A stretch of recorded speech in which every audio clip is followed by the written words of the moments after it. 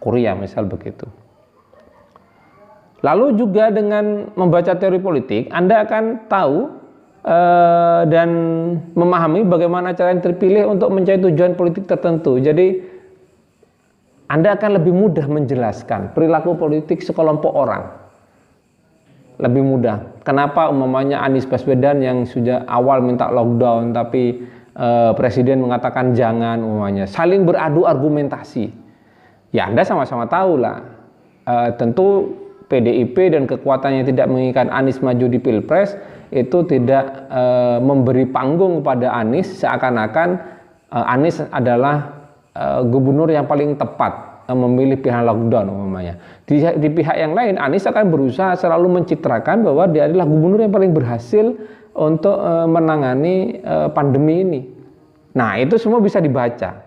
Umpamanya kompetisi antara Anies dengan kekuatan yang tidak ingin Anies maju cepat di Pilpres 2024, umpamanya itu sudah saling membaca. Tiba-tiba kenapa Prabowo mendukung habis-habisan dengan kebijakan Jokowi dan mengatakan bahwa Jokowi adalah pemimpin yang selalu memikirkan rakyat. Padahal berapa bulan yang lalu Prabowo selalu mengatakan bahwa Jokowi diatur oleh asing sambil marah-marah. Nah ini kalau Anda belajar tentang teori politik, Anda belajar tentang teori komunikasi politik, Anda belajar tentang kekuasaan, teori-teori kekuasaan, maka Anda akan bisa menjelaskan itu sebagai sesuatu yang ilmiah dan rasional dalam penjelasan politik. Oke, selanjutnya saudara-saudara, kondisi tertentu yang menuntut kebutuhan-kebutuhan dan kemungkinan-kemungkinan tertentu karena sebab situasi politik tertentu. Nah, dengan membaca teori politik, Anda bisa membaca bahwa apa yang dilakukan itu sebenarnya adalah tuntutan dari kebutuhan. Misal, kembali ke Prabowo. Prabowo melakukan itu bisa jadi bukan murni karena dia mengakui bahwa Jokowi telah berbuat pada rakyat. Tapi adalah kebutuhan dari situasi politik yang ada pada Prabowo. Jika dia tidak melakukan kampanye pada Jokowi, sangat mungkin dukungan Megawati atau PDIP yang mungkin sudah ada di kantong Prabowo untuk Pilpres yang akan datang, itu bisa berubah petanya. Karena itu Prabowo segera mengambil inisiasi, umpamanya begitu ya, analisisnya mengambil inisiasi untuk mendukung Jokowi agar koalisi antara misal Prabowo dengan Puan Maharani di Pilpres yang akan datang itu tidak terganggu sama sekali. Nah itu saudara-saudara, jadi semua itu bisa dibaca bahwa setiap kondisi politik tertentu itu menuntut kondisi tertentu juga. Nah itu dengan teori politik Anda akan bisa memahami itu dengan cepat dan sederhana sebenarnya. Oke. Selanjutnya, apa fungsi teori politik itu? Pertama, sebagai dasar norma atau moral bagi perilaku politik termasuk bagi penyelenggaraan kehidupan bernegara. Jadi teori politik itu harusnya mengarahkan para politisi itu untuk bekerja dalam kerangka politik. Jadi mereka semakin banyak mengetahui berbagai macam teori politik, mereka akan lebih mudah untuk menentukan hal-hal yang baik bagi mereka dan bagi negara ini untuk menentukan pilihan dalam kerja politiknya. Yang kedua yaitu sebagai alat analisis atau tools of analysis dari fenomena-fenomena politik yang sedang terjadi. Hasil dari analisis ini kemudian digunakan kembali untuk membuat generasi-generasi baru menjadi teori-teori baru. Jadi dengan teori politik itu akan dijadikan sebagai alat untuk membaca fenomena politik. Nah, ini saudara-saudara, secara garis besar ada dua jenis teori politik. Itu sudah saya sampaikan. Yang pertama volitional theories, yang kedua empirical theories. Dua ini memiliki wajah dan karakter yang berbeda. Yang pertama, teori politik dalam kategori pertama itu adalah teori yang berdasarkan pada norma, moral dan nilai-nilai sehingga dapat menentukan norma-norma untuk perilaku politik. Ini biasanya bentuknya seperti filsafat politik atau ideologi politik. Jadi kalau Anda membaca teori-teori filsafat politik atau ideologi-ideologi politik itu adalah masuk dalam kategori yang pertama ini. Sedangkan yang kedua itu tentang empirical theories, itu berbeda dengan yang pertama. Jadi yang kedua ini membangun hubungan sebab akibat antara dua atau lebih konsep dalam usaha untuk menjelaskan terjadinya fenomena politik yang diamati.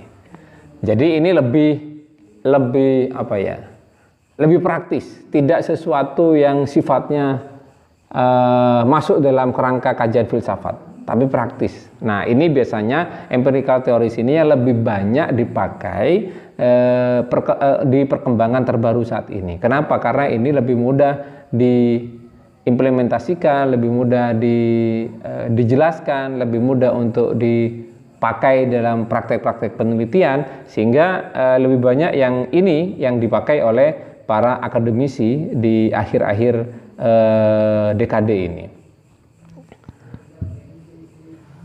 Jadi untuk kategori yang kedua ini, jika umpamanya ingin dikontraskan dengan yang pertama, maka teori-teori kategori yang kedua ini tidak terlalu mempersoalkan norma-norma. Mereka tidak terlalu mementingkan norma itu.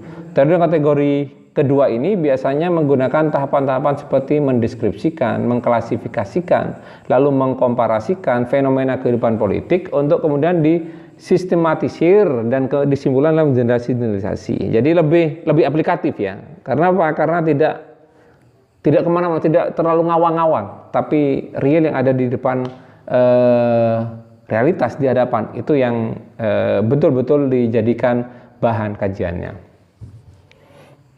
Karena itu Prof. Miriam Bodiarjo, seorang ilmuwan politik di UI, mengatakan bahwa teori yang kedua ini tidak mempersoalkan norma atau nilai, kata beliau.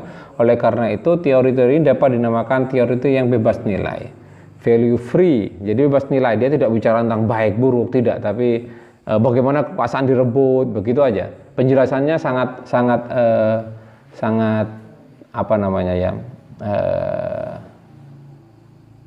pendek begitu, bukan suatu yang panjang. Nah, ini saudara-saudara konsep-konsep yang, kalau yang pertama itu enggak, kalau yang pertama itu norma-norma tentang keadilan, tentang baik buruk, tentang seharusnya pemimpin itu harus berperilaku bagaimana itu. Tapi kalau yang kedua enggak, bagaimana pemimpin itu mempertahankan kekuasaan, itu saja. Ini ada beberapa konsep yang paling sering dipakai, atau justru konsep-konsep ini yang membentuk teori-teori politik. Yang pertama kekuasaan, saya sudah pernah membahas kekuasaan. Kita lanjutkan yang kedua. Ada otoritas, saya juga sudah membahas tentang otoritas. Bagaimana kekuasaan itu tanpa otoritas, tanpa kemampuan agar dapat menguasai, memenuhi kepentingan yang berkuasa, yaitu penguasa itu, maka sang penguasa tidak akan mendapatkan apapun. Karena otoritasnya adalah sesuatu yang sangat penting bagi seorang penguasa. Selain otoritas apa? Legitimasi. Tidak mungkin orang punya otoritas, kalaupun dia memang sudah kadung diciptakan atau sudah ditakdirkan menjadi pemimpin dan berkuasa, tapi kalau tidak legitimit di mata masyarakat atau tidak legitimit di mata politisi atau negara lain, maka kepemimpinannya tidak akan pernah mendapatkan dukungan rakyat banyak. Oleh karena itu legitimasi menjadi sesuatu yang sangat penting, saudara-saudara. Oleh karena itu legitimasi menjadi salah satu konsep politik yang sangat penting. Setelah itu negara. Saya sudah pernah bahas negara. Silakan Anda baca sendiri itu. Lalu saya juga ingin membahas tentang kelas.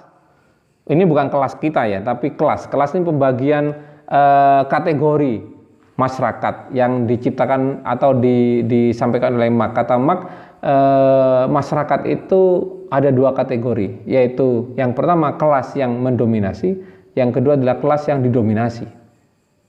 Nah, Marx menginginkan ini tidak boleh. Tidak boleh ada kelas yang mendominasi dan ada kelas yang didominasi. Bahasa teknis yang dipakai Marx adalah kelompok borjuis, yaitu orang-orang yang punya akses kepada modal atau alat produksi, dan kelompok proletar yang mereka buruh ya, mereka yang tidak punya akses kepada modal atau alat-alat produksi. Nah, karena itu Marx menginginkan ya ini harus segera dihentikan. Karena itu lahirlah masyarakat komunis, yang masyarakat komunis itu tujuannya adalah menghilangkan kelas itu. Lalu konsep Marx tadi itu ditolak oleh sebagian ilmuwan yang lain, dan dia mengatakan nggak bisa seperti itu karena pada nyatanya kehidupan ini selalu saja muncul elit. Nah, muncullah yang namanya konsep elit umpamanya. Nah, konsep elit ini melahirkan banyak teori, saudara, ternyata banyak teori tentang elit. Kenapa? Kata si pendukung teori elit ini, meskipun masyarakat sudah tidak terdominasi, tetap saja ada sekelompok orang yang menjadi elit.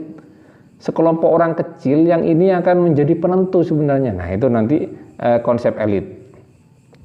Anda bisa baca atau kita bisa diskusikan besok. Ada juga pilihan rasional. Saya juga sudah menjelaskan ini bagaimana dalam kerja-kerja politik orang biasanya selalu memilih pilihan yang paling menguntungkan. Selalu begitu. Yang paling menguntungkan itu selalu atas dasar hitung-hitungan. Nah, hitung-hitungan mana yang lebih menguntungkan itu yang menjadi inti dari pilihan rasional.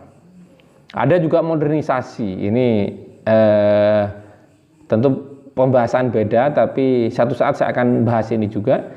Dan juga umpamanya pembangunan politik, bagaimana politik itu selalu dikaitkan dengan nilai-nilai penguatan dan praktek-praktek demokrasi kapitalis di negara-negara kapital, umpamanya di negara kapitalis maksud saya. Sehingga politik itu selalu berusaha menunjang pembangunan ekonomi, selalu begitu. Yang terakhir, saudara-saudara, konsep ketergantungan, yaitu bagaimana pola hubungan antara negara-negara maju dan negara-negara yang dunia ketiga baru berangkat atau ingin mendekat ke negara-negara industri maju itu. Nah, ternyata hubungan keduanya itu eksploitatif.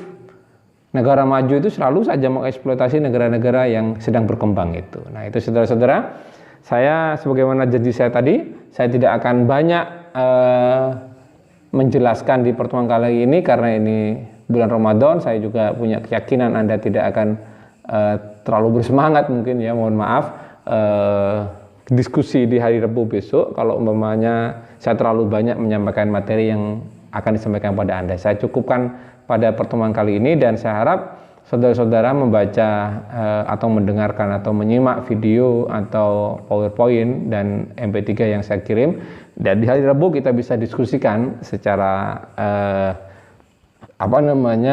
langsung di grup WA yang sudah kita bentuk tersebut. Sekian saudara-saudara, Assalamualaikum warahmatullahi wabarakatuh.